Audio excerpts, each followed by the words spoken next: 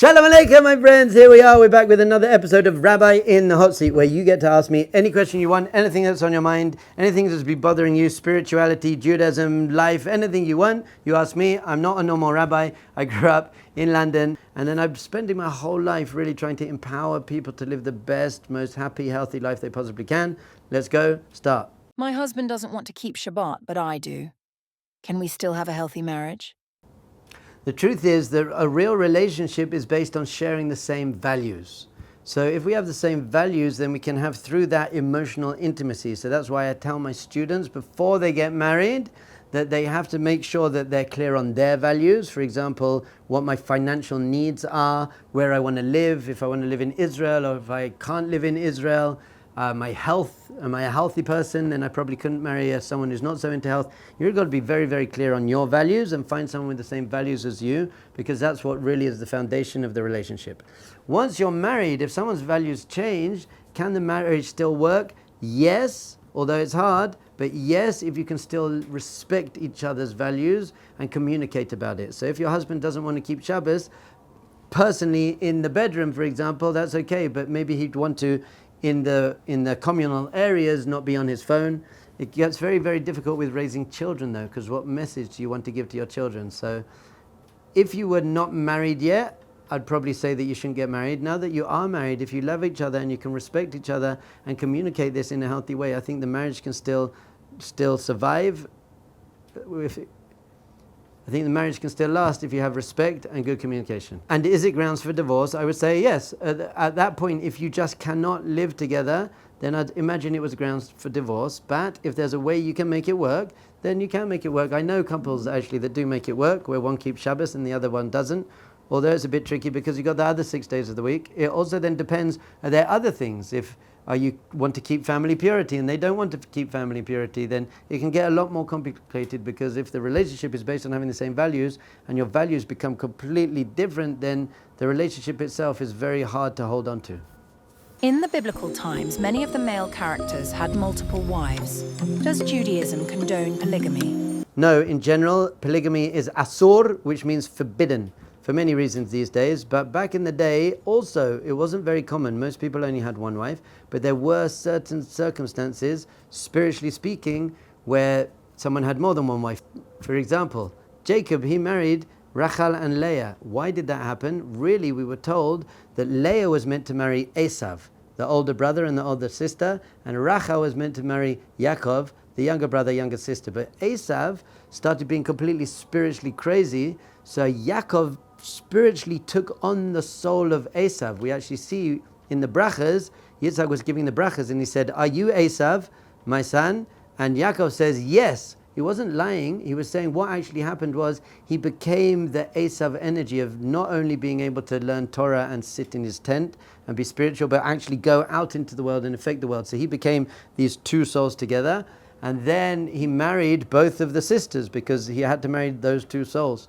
So whenever we see polygamy in the Torah, there was some spiritual reason it had to happen, but we're certainly not on a spiritual level nowadays, and it's just not practical to have more than one wife. So it's actually forbidden nowadays. And whenever it appears in the Bible, there's a specific reason why it was as such. That doesn't apply today anymore. Does Judaism believe in superstition?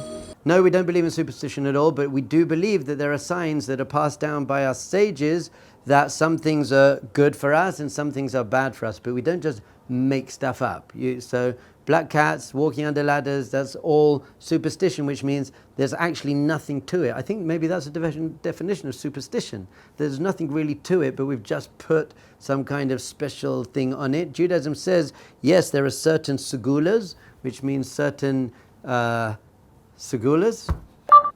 How do you translate segula? That's a good question. That should be a question.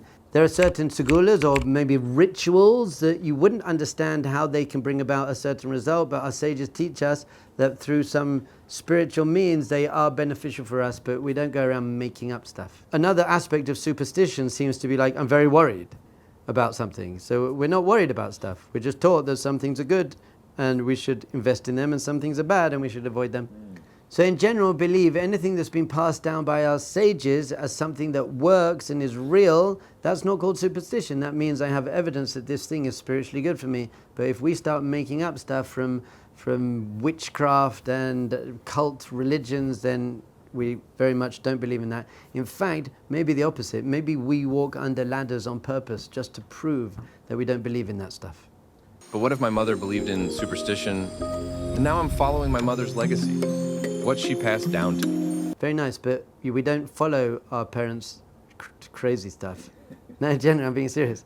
We don't. If my mother was a high anxiety person, so now I'm going to be high anxiety. Just because it's passed down by our parents, it doesn't mean that it's connected to the truth of reality. So we don't want to be taking on everything from our parents, only that stuff that works. I read stories about the Dybbuk. Are there rabbis alive today that could create a monster with just the name of God? I think that's a bit confused. I think a monster in the name of God and a Dybbuk are different things. A Dybbuk is when there's a demonic force that attaches itself to your soul. And maybe you're thinking of a golem, which is being able to create a being with the name of God. So the truth is, I don't believe anyone in this generation can make a golem using names of God to bring a corpse alive. But we do believe that there's such a thing as a Dybbuk, and we've seen it in our days where a demonic spirit can attach themselves. And yes, there are rabbis in this generation who can do Kabbalistic, mystical prayers and blessings and remove that from people. It's happened very recently, even in our generation. I recently visited the Western Wall, and I felt no connection. Do you think there's a chance I'm not Jewish? Well, maybe there's a chance you're not Jewish, but not because you didn't feel connection at the Western Wall. In general, if your mum's Jewish, you're Jewish, it's cool. But not feeling connection at the Western Wall might mean that you just didn't prepare yourself. It could mean that you were just really, really tired.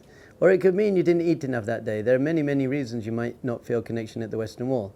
For someone very, very spiritually sensitive, in general, they do feel connection at the Western Wall just because of the thousands of years of prayers that have happened there, and the fact that we say that the Shekhinah, the divine presence, is really resting on the Western Wall. So the more you've purified yourself and the more conscious you are, the more likely it is that you're going to feel something. But the truth is, what do you expect to feel? You're going to go there and just start crying?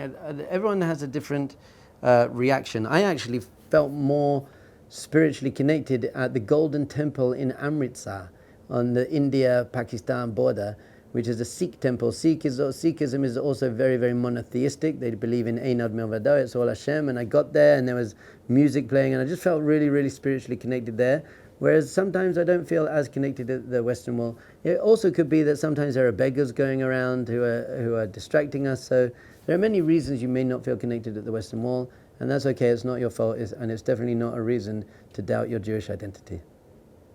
On that topic, why am I considered Jewish if my mother's Jewish? Patrilineal Jews matter too. Of course, everyone matters. Non-Jews matter. Everyone matters. It's not a matter of mattering or not. It's a matter of spiritual reality. So we say that really 13.8 billion years ago, there was just God. Basically, there was this infinite, conscious, loving being. And he created this Or Ein Sof, this infinite spiritual light. In order to create the universe, he had to make a space within himself. It's called in Kabbalistic terms a Halal HaPanui, an empty space where he was metzamtzem. He constricted himself, so to speak. He pulled himself back to leave a space to create an other being, a finite being within himself. So really, the whole universe is God's womb. And there's a space within Hashem for an other. Therefore, what makes us Jewish is that we were come from the womb of our mother. So this is why our sages actually teach us that women are more B'Tselem Elokim, they're more created in the image of God than men, because they have a womb and they have a space within themselves for an other being. So if you were developed in the womb of a Jewish woman, the soul, the godliness can then come into the womb. As we actually say in Kabbalah, there was a kav, a line that went into the Halal HaPanui. It went into this empty space and it brought spirituality into that empty space, and that's the umbilical cord connecting us to our mother. So really, to be developed through an umbilical cord in the mother's womb is recreating this whole Kabbalistic cosmic creation of the universe being Hashem's womb, and the umbilical cord being the spiritual connection we have to Hashem. So if you were developed in that womb, then you are given a Jewish soul, and if you were not developed in that womb, you're not given a Jewish soul. But everyone matters, of course. people whose dads are Jewish also have connection to the Jewish people going back thousands of years, but non-Jews, everyone matters. Is it true that ultra-Orthodox Jews have sex through a hole in a sheet? Not true. In fact, I don't think you're allowed to. Our sages teach that you have to be completely naked at the time of sexual intercourse and have no separation between the bodies, really, because spiritually speaking, sex is a physical representation of a spiritual reality of the oneness. Two halves of a soul came together to create one soul with no intervening substance. So too, when the two bodies come together, we don't want anything in between. I think this legend was made up when people saw tzitzit hanging up on washing lines, and tzitzit is basically the clothes we wear over our body, and so it looks like a sheet with a hole in it. So people saw them and made up the fact that Orthodox Jews must be making love through a hole in a sheet, but it's not true. Do you agree with the idea that the only path to true happiness is by experiencing immense pain? Absolutely not. The path to true happiness is developing your character traits and your attitude to life, because the secret to true happiness is having a very, very, very good attitude to life.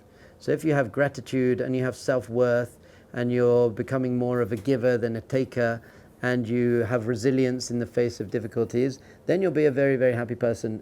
Although maybe the question comes from the fact that maybe someone who has been through terribly difficult stuff and has overcome it is more resilient and maybe a happier type of person, but it's certainly not the only path.